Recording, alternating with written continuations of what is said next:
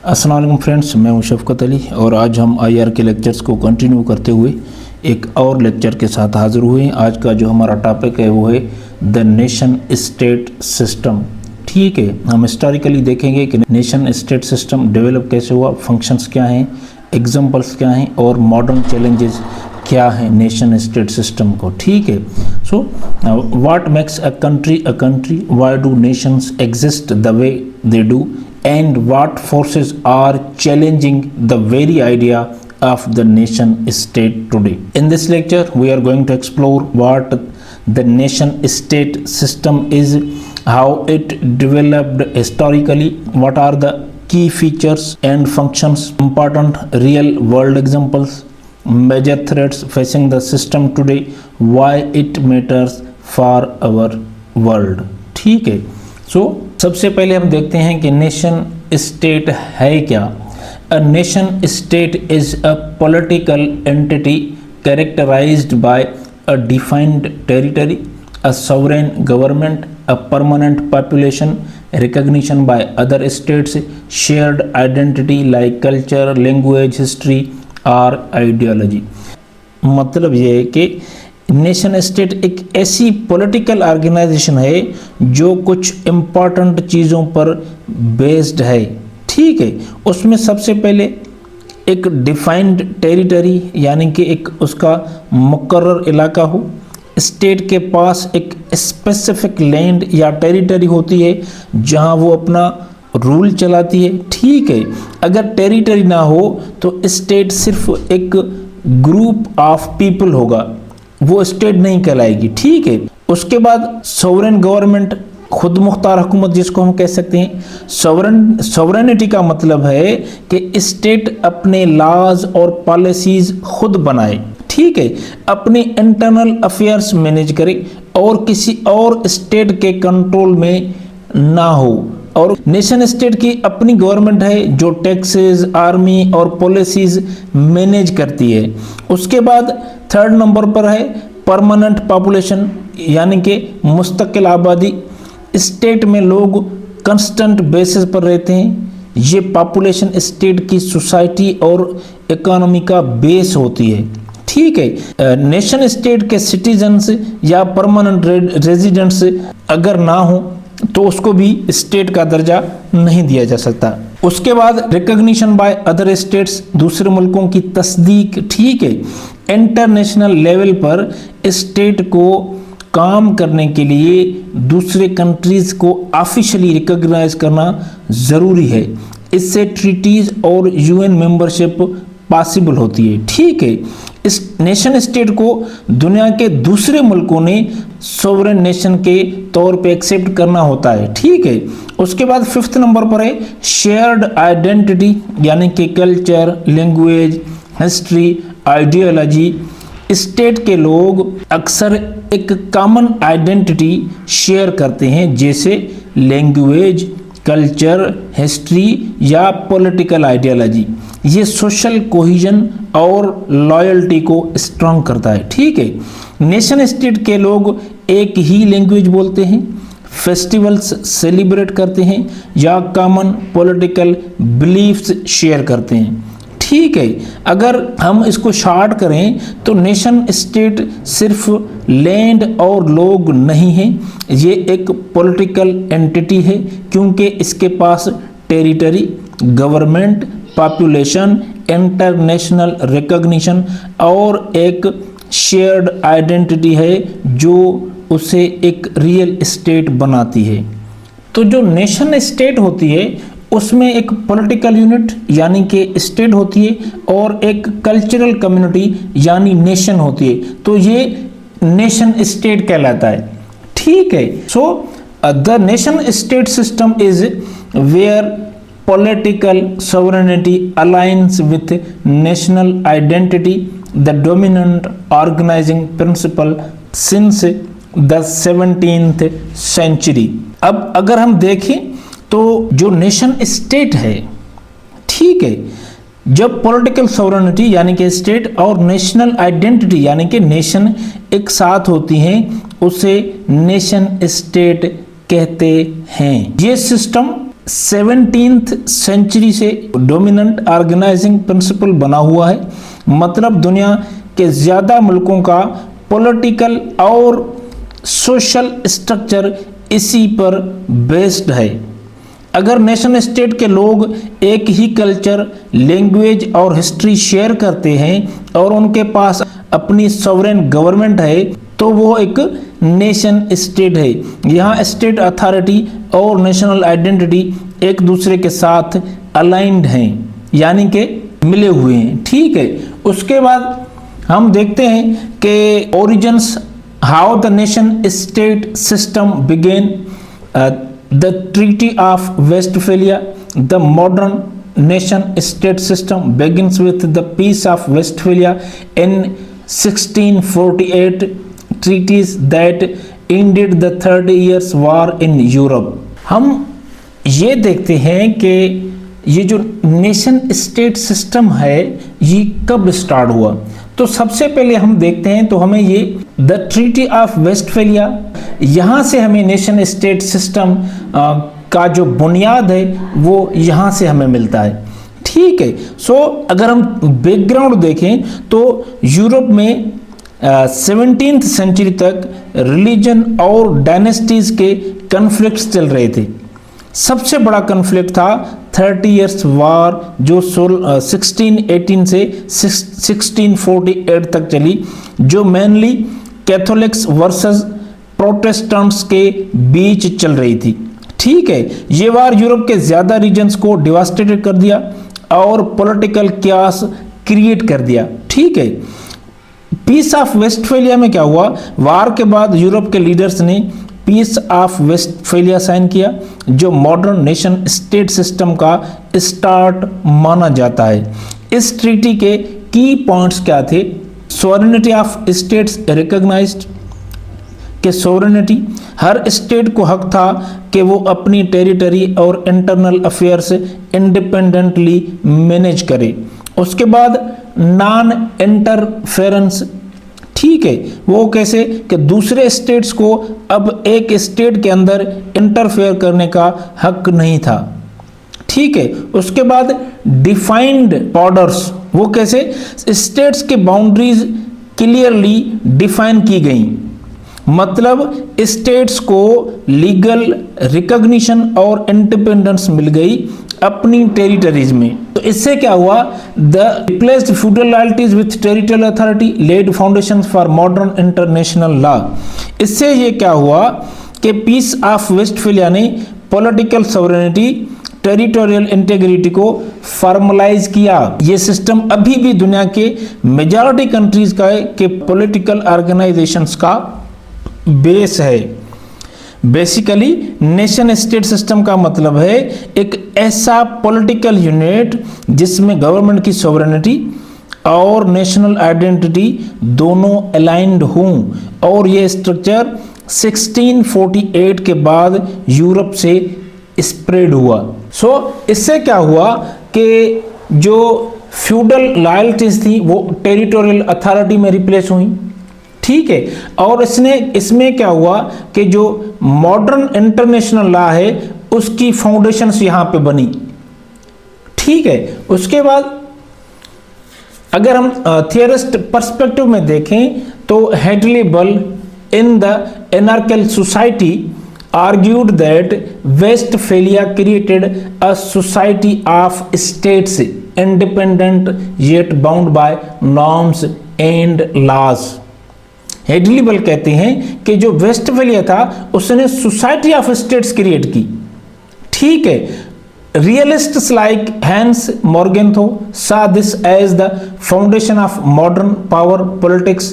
मॉर्गेंथो ने इसको ऐसे देखा कि ये फाउंडेशन थी मॉडर्न पावर पॉलिटिक्स की। हिस्टोरिकल एग्जांपल हम अगर देखें, post Westphalia Europe gradually centralised under monarchies like France and England, replacing feudalism with territorial sovereignty. तो पीस ऑफ वेस्टफेलिया के बाद यूरोप ग्रेजुअली सेंट्रलाइज्ड हो गया अंडर स्ट्रॉन्ग मोनार्कीज। फ्रांस और इंग्लैंड इस प्रोसेस के बेस्ट एग्जाम्पल हैं। ठीक है, रिप्लेसिंग फ्यूडलिज्म, वो कैसे? पहले यूरोप में फ्यूडल सिस्टम था, पावर फ्रेगमेंटेड थी, लोकल लॉर्ड्स और नोबल्स के पास अपना कंट्रोल था, सेंट्रल मोनार्कीज ने टेरिटोरियल सोवरेनिटी स्टेब्लिश की और लॉ एनफोर्समेंट, टैक्सेशन और आर्मी कंट्रोल अपने हाथ में लिया। मतलब लोकल लॉर्ड्स का पावर ग्रेजुअली आहिस्ता आहिस्ता कम हुआ और स्टेट अथॉरिटी स्ट्रांग हुई। टेरिटोरियल सोवरेनिटी कैसे? कि मोनार्कीज ने अपनी डिफाइंड टेरिटरी और सेंट्रल गवर्नमेंट के थ्रू अपनी सोवरेनिटी स्टेब्लिश की। ये मॉडर्न नेशन स्टेट सिस्टम का अर्ली एग्जाम्पल था, जहां एक स्टेट अपने बॉर्डर्स और पॉपुलेशन पे कंप्लीट कंट्रोल रखती है। अगर देखें हम, फ्रांस किंग लुइस ने फ्यूडल लॉर्ड्स के पावर को लिमिट किया और सेंट्रलाइज्ड मोनार्की बनाई। इंग्लैंड में अगर हम देखें कि पार्लियामेंट और मोनार्की के बैलेंस के साथ सेंट्रलाइज्ड गवर्नेंस डेवलप हुई। In short, post Westphalia Europe ने फ्यूडल कियास को रिप्लेस करके सेंट्रलाइज्ड सॉवरेन स्टेट्स क्रिएट की, जिसमें पॉलिटिकल पावर और टेरिटोरियल कंट्रोल एक स्ट्रांग मोनार्की के पास था। ठीक है, उसके बाद हम देखते हैं कि core features of nation state system क्या है। उसकी सॉवरेनिटी होनी चाहिए, यानी कि the state has supreme authority within its borders. उसके बाद territorial integrity, defined and internationally recognised borders. उसके बाद monopoly on legitimate force, like only the state has the legal right to use force within territory. Fourth number पे है national identity, like citizens often share language, history and collective consciousness. उसके बाद fifth number पे है international recognition, states exist with in a community of other sovereign states. ये core features हैं nation state system के। अगर ये इस तरह के फीचर्स अगर किसी नेशन स्टेट में नहीं है तो वो नेशन स्टेट नहीं कहलाएगी। ठीक है, उसके बाद theoretical perspective on the nation state system, हम ये देखते हैं कि रियलिस्ट पर्सपेक्टिव क्या है कि states are the primary actors in an anarchic world. के रियलिस्ट ये कहते हैं कि जो स्टेट्स हैं वो प्राइमरी एक्टर्स हैं। ये जो अनार्किक वर्ल्ड है वहाँ पे स्टेट्स जो हैं प्राइमरी एक्टर्स हैं। Power and security are the main goals, वो कहते हैं कि पावर और सिक्योरिटी ये मेन गोल्स हैं। ठीक है, लिबरल पर्सपेक्टिव को अगर हम देखें कि states cooperate through institutions and shared norms, के लिबरल्स ये कहते हैं कि जो स्टेट्स कोऑपरेट करती हैं, तावन करती हैं, वो through institutions and shared norms के करती हैं। Nation states are important but can pool sovereignty for peace. के ये जो लिबरल्स हैं वो ये कहते हैं कि सोवरेनिटी को टेम्पररीली शेयर या पूल करना यूजफुल हो सकता है, स्पेशली इंटरनेशनल पीस और कोऑपरेशन के लिए। इसका मतलब स्टेट्स कुछ पावर्स या डिसीजन मेकिंग अथॉरिटीज को इंटरनेशनल इंस्टीट्यूशंस या अलायंसेस जैसे कि यूएन, ईयू, नेटो के साथ शेयर कर देती हैं। एग्जाम्पल अगर हम दें तो यूरोपियन यूनियन के मेंबर्स अपने कुछ इकोनॉमिक और पॉलिटिकल पावर्स ईयू के इंस्टीट्यूशंस के साथ शेयर करते हैं ताकि वार और कॉन्फ्लिक्ट्स को अवॉइड किया जा सके।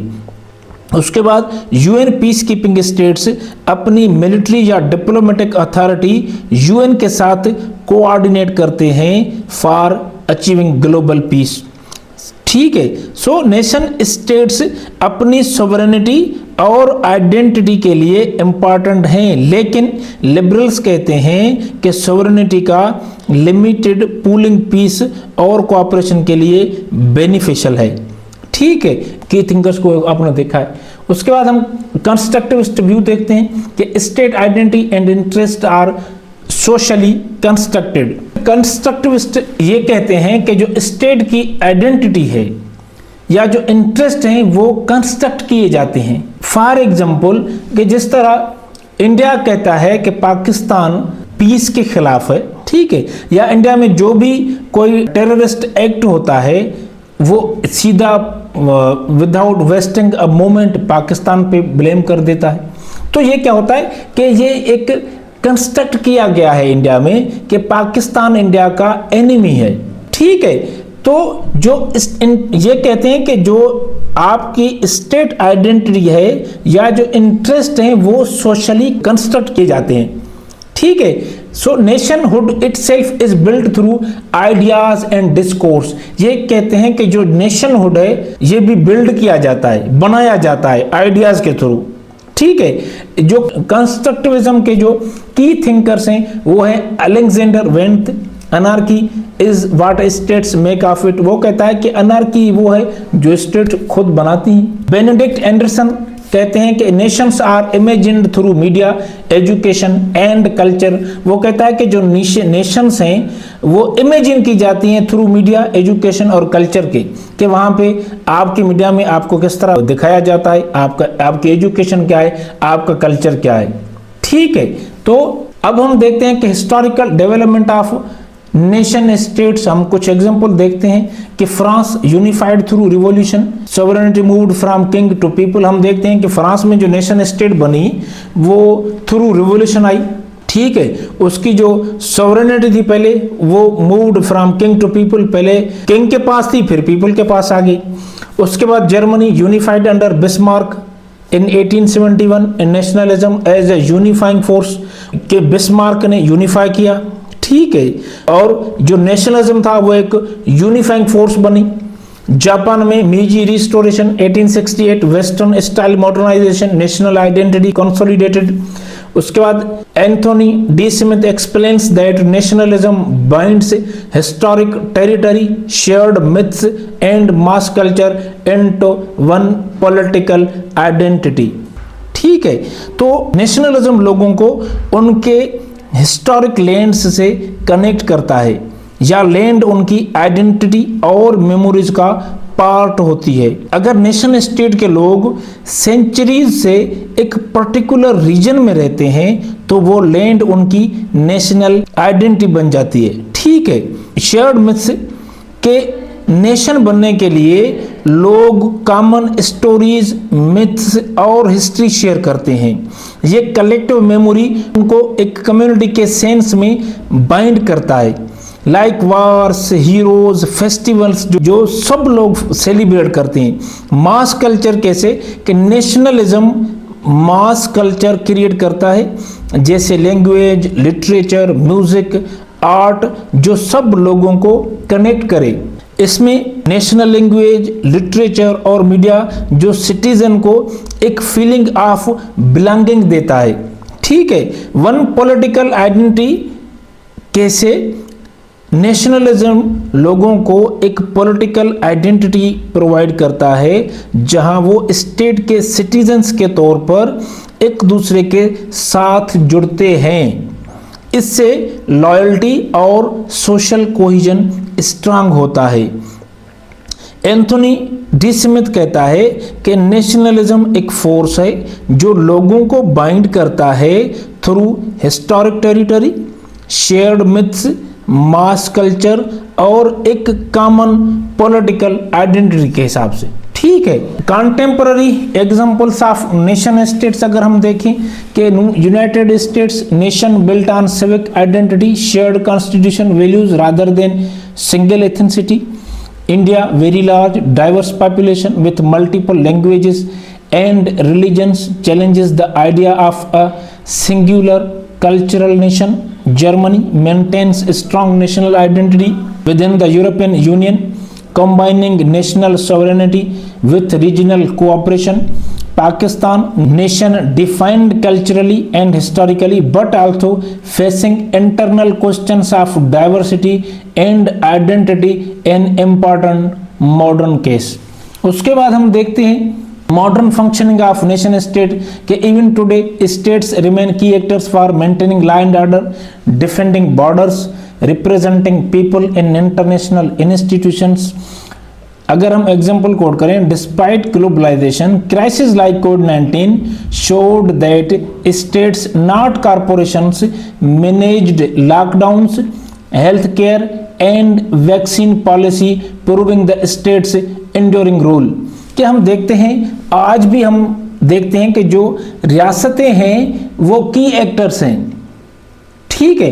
वो कैसे कि लॉ ऑर्डर को मेंटेन करती हैं, अपने बॉर्डर्स को डिफेंड करती हैं, ठीक है। और जो इंटरनेशनल इंस्टीट्यूशंस हैं उनमें अपने पीपल को रिप्रेजेंट करती हैं। अगर हम मिसाल के तौर पे देखें कि ग्लोबलाइजेशन के बावजूद जो मसले हुए हैं, जैसे कि कोविड-19 हुआ, इसमें स्टेट्स थी, ना कि कोई कारपोरेशन, कोई एनजीओ, जिन्होंने लॉकडाउन्स मैनेज किए, हेल्थ केयर का ख्याल किया, वैक्सीन पॉलिसीज बनाई, ठीक है। तो ये जाहिर करता है कि जो स्टेट्स हैं उनका एक ना खत्म होने वाला रोल है, ठीक है। फिर हम ये डिस्कस करते हैं कि what are the threats to the nation state system today, ठीक है। The traditional nation state system is under pressure from multiple fronts. हम देखते हैं कि जो ट्रेडिशनल नेशन स्टेट सिस्टम है उसको मल्टीपल फ्रंट्स से प्रेशर है, ठीक है। उसमें सबसे पहला जो प्रेशर है, थ्रेट हम कह सकते हैं, वो है globalisation. थियरिस्ट्स like Kenichi Ohmae the end of nation state, global markets reduce state control. ये कहते हैं कि जो ग्लोबल मार्केट्स हैं वो स्टेट का जो कंट्रोल है उसको रिड्यूस करते हैं। उसके बाद है Susan Strange, states lose power to global finance and transnational corporations. वो भी ये कहते हैं कि जो स्टेट्स हैं वो पावर लूज करती हैं ग्लोबल फाइनेंस में और ट्रांसनेशनल कॉरपोरेशंस में, ठीक है। Global economic integration limits policy autonomy. जो ग्लोबल इकोनॉमिक इंटीग्रेशन है, ये जो पॉलिसी ऑटोनॉमी होती है उसको लिमिट करती है। वो कैसे कि ट्रेड डील्स होती हैं, ग्लोबल मार्केट्स होती हैं, इंटरनेशनल फाइनेंशियल इंस्टीट्यूशंस हैं। आप ट्रेड डील्स करेंगे, लेकिन आप जो इस रिलेटेड ऑर्गेनाइजेशंस हैं या जो रूल्स बने हुए हैं, ठीक है, उनको आप डील करते हुए उनको आप बाईपास नहीं करेंगे। जो ग्लोबल मार्केट्स हैं वहाँ पे जो सिस्टम बना हुआ है उनको आप बाईपास नहीं कर सकते। जो इंटरनेशनल फाइनेंशियल इंस्टीट्यूशंस हैं, लाइक आपका वर्ल्ड ट्रेड ऑर्गेनाइजेशन हो गया, आपके IMF हो गया, इनको आप बाईपास नहीं कर सकते। कि अगर हम एग्जांपल दें कि global capital flow limiting state autonomy, कि ये जो ग्लोबल कैपिटल फ्लो है ये स्टेट की जो ऑटोनॉमी है इसको लिमिट कर रहा है। वो कैसे कि IMF की जो कंडीशंस होती हैं, जिस तरह पाकिस्तान और अर्जेंटीना, वहाँ पे ये IMF कंडीशंस देता है कि आपने इस तरह से अपनी पॉलिसीज बनानी है, इस तरह से आपने टैक्स कल्चर को प्रमोट करना है, ठीक है। तो इसमें से क्या होता है कि जो स्टेट की ऑटोनॉमी होती है वो खत्म हो जाती है यहाँ पे। उसके बाद मल्टीनेशनल जायंट्स लाइक गूगल और Apple operating beyond state control. हम देखते हैं कि जो गूगल हो गया या आपका एप्पल हो गया, ये जिस तरह ऑपरेट करते हैं वहां पे स्टेट का कंट्रोल नहीं होता, ठीक है। तो ये क्या है, ग्लोबलाइजेशन जो है ये एक थ्रेट है नेशन स्टेट सिस्टम को। उसके बाद है सुप्रानेशनल institutions. Theorists like David Held advocates for cosmopolitan democracy where sovereignty is shared globally। ये कहते हैं कि कॉस्मोपोलिटन डेमोक्रेसी होनी चाहिए जहां पे सोवरेनिटी को ग्लोबली शेयर किया जाए, ठीक है। वो कहता है कि जो सोवरेनिटी है वो नेशन स्टेट की नहीं होनी चाहिए, वो एक कॉस्मोपोलिटन डेमोक्रेसी होनी चाहिए। उसके बाद है Robert Cohen, cooperation through institutions enhances global governance. वो कहता है कि आपका जो कोऑपरेशन है थ्रू इंस्टीट्यूशंस, ये जो ग्लोबल गवर्नेंस है इसको एनहांस करता है, इसको बढ़ाता है, मजबूत करता है। इसके अगर हम एग्जांपल दें कि यूरोपियन यूनियन है, ये सुप्रानेशनल एक ऑर्गेनाइजेशन है, ठीक है, या सुप्रानेशनल इंस्टीट्यूशन है। Member state share laws and policies sovereignty partly pooled. क्या हम देखते हैं कि जो यूरोपियन यूनियन है वहां पे जो मेंबर स्टेट्स हैं वो लॉज एंड पॉलिसीज बनाती हैं, किसी एक कंट्री के हवाले नहीं होता कि वो लॉज और पॉलिसीज बनाएं, ठीक है। उसके बाद United Nations and international law influence state behaviour on human rights, conflict, environment. ये जो यूनाइटेड नेशन है या जो इंटरनेशनल लॉ है वो स्टेट के बिहेवियर को इन्फ्लुएंस करता है। कहां पे? जब ह्यूमन राइट्स की वायलेशन होती है, कॉन्फ्लिक्ट्स होते हैं, ठीक है। तो इस तरह का कोई अगर एनवायरनमेंट बनता है तो वहां पे स्टेट को इन्फ्लुएंस किया जाता है। Like ICC, WTO and UN shaping national laws and policies, कि आप कभी ऐसे लॉज नहीं बना सकते जो UN चार्टर के खिलाफ हो, WTO की पॉलिसीज के खिलाफ हो या ICC के खिलाफ हो। आप इस तरह के लॉज और पॉलिसीज नहीं बना सकते। तो ये क्या है? ये आपकी जो नेशन स्टेट सिस्टम है उसके लिए ये एक प्रेशर है या उसको थ्रेट भी कह सकते हैं, ठीक है। उसके बाद transnational identities, citizens identify with groups beyond the nation, कि भाई ये जो सिटीजन्स होते हैं वो उनकी जो आइडेंटिफिकेशन होती है वो ग्रुप्स के हिसाब से होती है, नेशन के हिसाब से नहीं होती।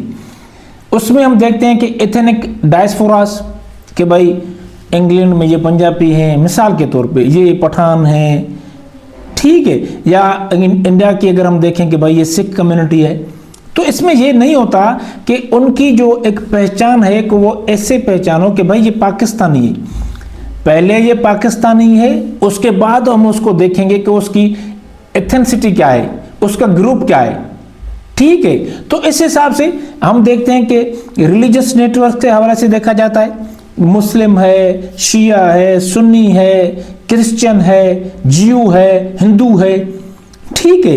या ग्लोबल डिजिटल कम्युनिटीज, हम अगर एग्जांपल दें कि Kurdish identity across Turkey, Iraq, Iran, कि हम देखते हैं कि जो कुर्दिश एक नेशन है, जो कुर्दिश पीपल हैं वो टर्की में है, इराक में है, ईरान में है, सीरिया में है, ठीक है। लेकिन उनको हम कुर्दिश ही कहते हैं।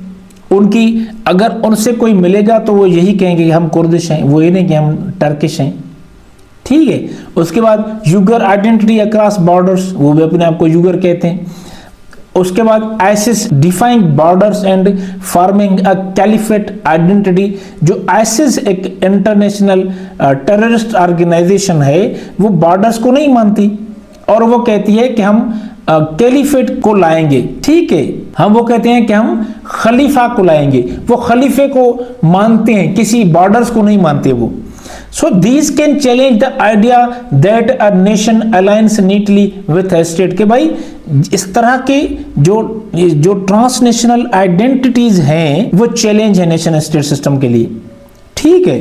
उसके बाद टेक्नोलॉजी एंड साइबर थ्रेट्स, हम देखते हैं कि Joseph Nye introduced cyber power as a new form of influence. हम देखते हैं कि जोसेफ नाय ने साइबर पावर को एक न्यू फॉर्म ऑफ इन्फ्लुएंस के तौर पे इंट्रोड्यूस कराया। युवल नो हरारी कहते हैं, Yuval Noah Harari wants that AI and data surveillance may weaken democratic states. Harari कहते हैं कि जो आर्टिफिशियल इंटेलिजेंस है या जो डेटा सर्विलेंस है, ये जो डेमोक्रेटिक स्टेट्स हैं उनको वीक कर सकते हैं। उसके बाद डिजिटल बॉर्डर्स आर पोरस, के सोशल मीडिया शेप्स आइडेंटिटी। हम देखते हैं कि सोशल मीडिया पे किसी कंट्री की आइडेंटिटी बनानी हो कि भाई ये टेररिज्म करवाती है, ये टेररिस्ट को सपोर्ट करती है, जिस तरह इस्लामोफोबिया क्रिएट किया जाता है, ठीक है। या साइबर अटैक्स बाईपास टेरिटरी, जो साइबर अटैक्स हैं वो टेरिटरी को बाईपास करते हैं, किसी और कंट्री में बैठ के आप किसी को भी हैक कर सकते हैं, साइबर अटैक कर सकते हैं किसी कंट्री में भी। Miss information campaigns influence politics, जो मिस इन्फॉर्मेशन कैंपेन्स हैं वो पॉलिटिक्स को इन्फ्लुएंस करती हैं।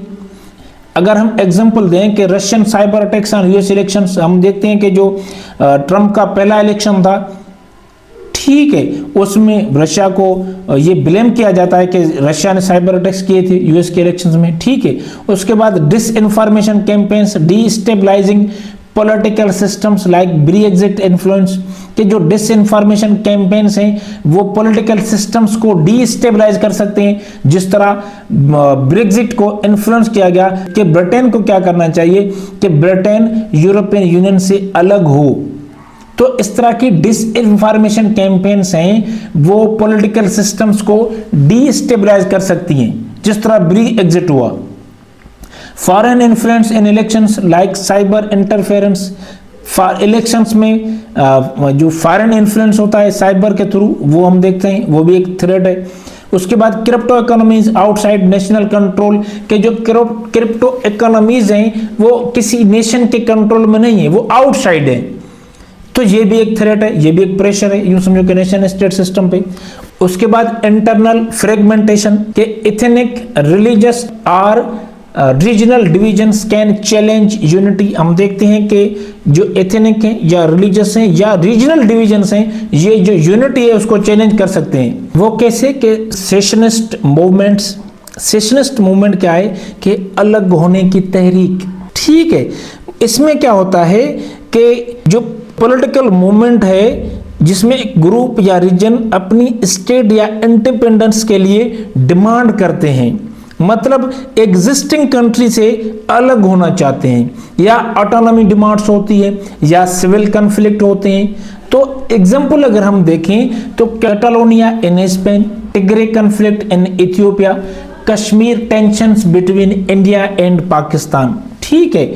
उसके बाद climate change and human mobility, आजकल जो ग्लोबल इश्यूज हैं लाइक क्लाइमेट चेंज हो गया या न्यूक्लियर वार हो गई, पेंडेमिक्स हो गए, ठीक है, या न्यूक्लियर एक्सीडेंट्स हो गए या साइबर अटैक्स हो गए, तो ये इंटरनेशनल लेवल पे जो इश्यूज बन जाते हैं, ठीक है।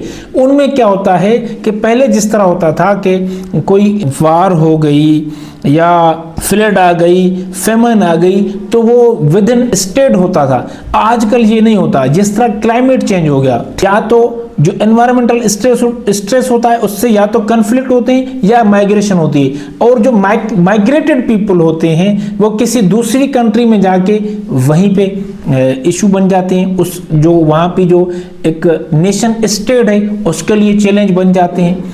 उसके हवाले से अगर हम देखें कि राइजिंग सी लेवल से थ्रेटनिंग पैसिफिक आइलैंड स्टेट्स, ये जो ग्लोबल वार्मिंग है या जो क्लाइमेट चेंज है, इनकी वजह से पोलर आइस कैप्स और ग्लेशियर्स मेल्ट हो रहे हैं, इससे सी लेवल्स राइज हो रहे हैं, मतलब समंदर का जो पानी है वो लैंड एरियाज में दाखिल हो रहा है, घुस रहा है वहां पे, ठीक है। तो इससे क्या होता है कि जो पैसिफिक ओशन में छोटी छोटी आइलैंड्स हैं जैसे कि तुवालू, किरिबती, मालदीव्स ईटीसी, वो फ्लडिंग और लैंड लॉस फेस कर रही हैं, ठीक है। ये आइलैंड्स का फ्रेश वाटर रिसोर्स और एग्रीकल्चर भी अफेक्ट होता है, ठीक है। इन एक्सट्रीम केसेस आइलैंड्स पूरी तरह डूब भी सकते हैं, जहां लोगों को डिस्प्लेसमेंट और माइग्रेशन का सामना करना पड़ सकता है, ठीक है। ये इस तरह क्या होगा, जो क्लाइमेट रिफ्यूजीज हैं वो जो नेबरिंग कंट्रीज हैं वहां के रिसोर्सेज और जो उनकी आइडेंटिटी पॉलिटिक्स है उनको खराब कर सकते हैं। एक तो राइजिंग सी लेवल है, वो पैसिफिक आइलैंड के जो स्टेट्स हैं उनके लिए थ्रेट है, ठीक है। और जो क्लाइमेट रिफ्यूजीज हैं वो भी जो नेशन स्टेट सिस्टम है उसके रिसोर्सेज और जो उनकी जो आइडेंटिटी है उसको खराब कर सकते हैं। उसके बाद climate induced displacement challenges, fix borders like rising sea levels displace populations already discussed, migration flows rise, cities in states struggle with integration already discussed, ठीक है। तो ये जो क्लाइमेट चेंज और ह्यूमन मोबिलिटी है ये नेशन स्टेट सिस्टम के लिए एक चैलेंज है। उसके बाद hybrid warfare and non state actors, groups that transcend states like ISIS and other militias, transnational crime syndicates, mercenary networks, these actors operate internationally undermining state authority, के जो इस तरह के जो एक्टर्स हैं वो जो स्टेट की अथॉरिटी है वो उसको अंडरमाइन करते हैं, क्योंकि वो इंटरनेशनली ऑपरेट करते हैं, वहां पे स्टेट की अथॉरिटी नहीं होती, ठीक है। तो ये जो हाइब्रिड वारफेयर या नॉन स्टेट एक्टर्स हैं ये भी नेशन स्टेट सिस्टम के लिए एक चैलेंज है, थ्रेट है।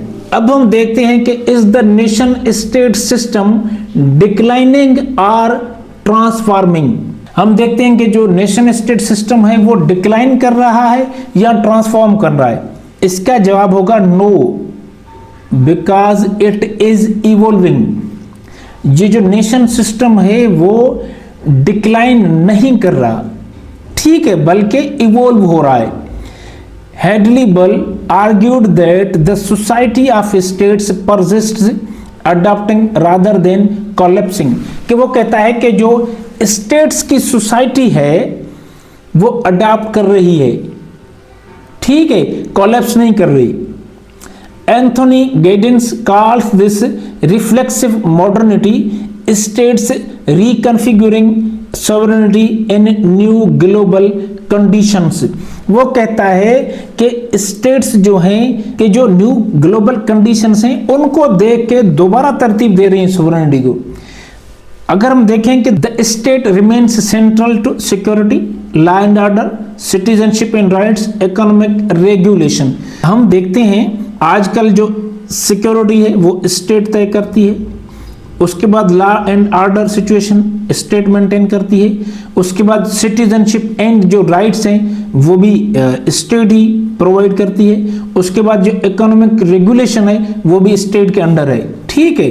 उसके बाद अगर हम एग्जांपल दें कि चाइना's assertive nationalism shows states still command loyalty and power। assertive nationalism का मतलब है कि अपनी आइडेंटिटी, इंटरेस्ट और पावर को बोल्डली प्रोमोट किया जाए, चाहे इंटरनेशनल प्रेशर्स हों या डिस्प्यूट्स हों, ठीक है। चाइना का एग्जांपल यहाँ इसलिए है कि चाइना अपनी territorial claims like South China Sea, Taiwan और इकोनॉमिक पावर के थ्रू असर्टिव नेशनलिज्म दिखाता है।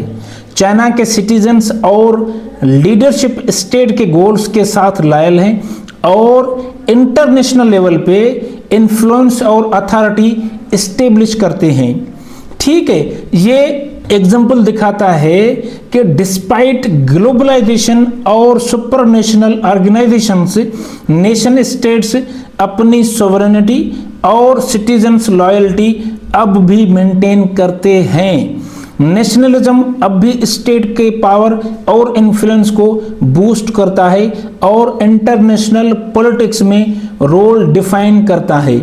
चाइना का असर्टिव नेशनलिज्म ये प्रूव करता है कि स्टेट्स अब भी इंपॉर्टेंट हैं, उनके पास लॉयल सिटीजन्स और ग्लोबल इन्फ्लुएंस मेंटेन करने की एबिलिटी है और वो इंटरनेशनल अफेयर्स में पावर प्रोजेक्ट करते हैं। After China the US and European union balancing global integration with domestic sovereignty. It means कि कंट्रीज और रीजन्स अपनी इकोनॉमीज, पॉलिटिक्स, ट्रेड और पॉलिसीज को इंटरनेशनल लेवल पे अलाइन करते हैं। एग्जांपल अगर हम देखें कि यूरोपियन यूनियन के member states common market, trade rules and mobility के लिए अपनी पॉलिसीज कोऑर्डिनेट करते हैं।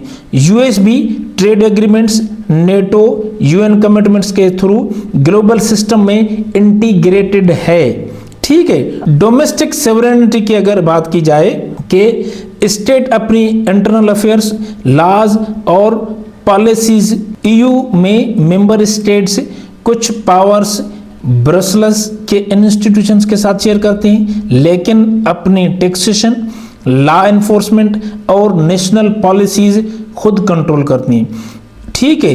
यूएस को अपने फेडरल स्ट्रक्चर और कॉन्स्टिट्यूशन के अंडर डोमेस्टिक सोवरेनिटी मेंटेन करनी होती है, even while participating in global agreements, ठीक है। सो बैलेंसिंग एक्ट कैसे हुआ कि ये कंट्रीज इंटीग्रेशन और सोवरेनिटी के बीच बैलेंस कर रही हैं, जैसा कि ज्यादा इंटीग्रेशन, ग्लोबल कोऑपरेशन और इकोनॉमिक ग्रोथ, ज्यादा सोवरेनिटी लाइक नेशनल इंटरेस्ट और सिटीजन कंट्रोल प्रोटेक्ट करना। यूरोपियन यूनियन में Brexit shows what happens when a member state feels domestic sovereignty is compromised. US और ईयू ग्लोबल इंटीग्रेशन में involve हैं, लेकिन अपनी डोमेस्टिक सोवरेनिटी भी मेंटेन करते हैं। ये एक कंटिन्यूअस बैलेंसिंग एक्ट है between international cooperation and national control, ठीक है। उसके बाद but it must adopt to shared governance regional blocs like global challenges like pandemics, climate, digital realities like cyber sovereignty. अब हम देखें कि adopting sovereignty in a globalized world means shared governance and regional blocks के modern states अब purely independent decisions नहीं ले सकती क्योंकि ग्लोबल इश्यूज क्रॉस बॉर्डर्स होती हैं। रीजनल ब्लॉक्स जैसे यूरोपियन यूनियन, आसियान और इंटरनेशनल इंस्टीट्यूशंस स्टेट्स को एनकरेज करते हैं पॉलिसी कोऑर्डिनेशन और शेयर्ड डिसीजन मेकिंग के लिए। ठीक है, अगर हम एग्जांपल दें कि यूरोपियन यूनियन में मेंबर स्टेट्स अपनी कुछ सॉवरेनिटी ब्रसल्स के इंस्टीट्यूशंस के साथ शेयर करते हैं for trade, environment and security. Global challenges like pandemics, climate या डिजिटल, उसमें हम देखें कि वायरस किसी कंट्री के बॉर्डर्स नहीं रेस्पेक्ट करते। कंट्रीज को कोऑर्डिनेटेड हेल्थ पॉलिसीज और वैक्सीन डिस्ट्रीब्यूशन करना पड़ता है। क्लाइमेट चेंज को अगर देखें हम कि इमिशंस और राइजिंग सी लेवल्स हर स्टेट को अफेक्ट करते हैं। कलेक्टिव क्लाइमेट एक्शन ज़रूरी है। Digital reality and cyber sovereignty को अगर हम देखें कि इंटरनेट और साइबर स्पेस में डेटा और इंफ्रास्ट्रक्चर ग्लोबल है। स्टेट्स अपनी डिजिटल सोवरेनिटी मेंटेन करना चाहती हैं, control over data, cyber security, लेकिन ग्लोबल स्टैंडर्ड्स और क्रॉस बॉर्डर कोऑपरेशन भी फॉलो करना पड़ता है। मतलब सोवरेनिटी अब एब्सोल्यूट नहीं बल्कि फ्लेक्सिबल और नेगोशिएटेड है। स्टेट्स नेशनल अथॉरिटी मेंटेन करती हैं लेकिन ग्लोबल कोऑपरेशन और शेयर्ड गवर्नेंस के फ्रेमवर्क्स में अडॉप्ट करते हैं। इन शॉर्ट, मॉडर्न स्टेट्स को अपनी सॉवरेनिटी प्रोटेक्ट करनी है लेकिन pandemics, climate change, digital world जैसे ग्लोबल चैलेंजेस के लिए शेयर्ड गवर्नेंस और रीजनल या इंटरनेशनल कोऑपरेशन अडॉप्ट करना जरूरी है। ठीक है, सो अगर हम कंक्लूड करें कि despite global pressures the nation state system endures because कि भाई ग्लोबल प्रेशर्स ज़रूर हैं, थ्रेट्स ज़रूर हैं, लेकिन फिर भी नेशन स्टेट सिस्टम है वो चल रहा है। वो क्यों? क्योंकि it provides identity, order and legitimacy. It remains the main actor in war, diplomacy and governance. It adopts not vanishes under globalization. The nation state system shapes how we define citizenship, how borders are drawn, how wars begin and end, how resources are distributed, how identities form. Understanding it helps us interpret global conflict, cooperation on climate change, migration debates, law and human rights.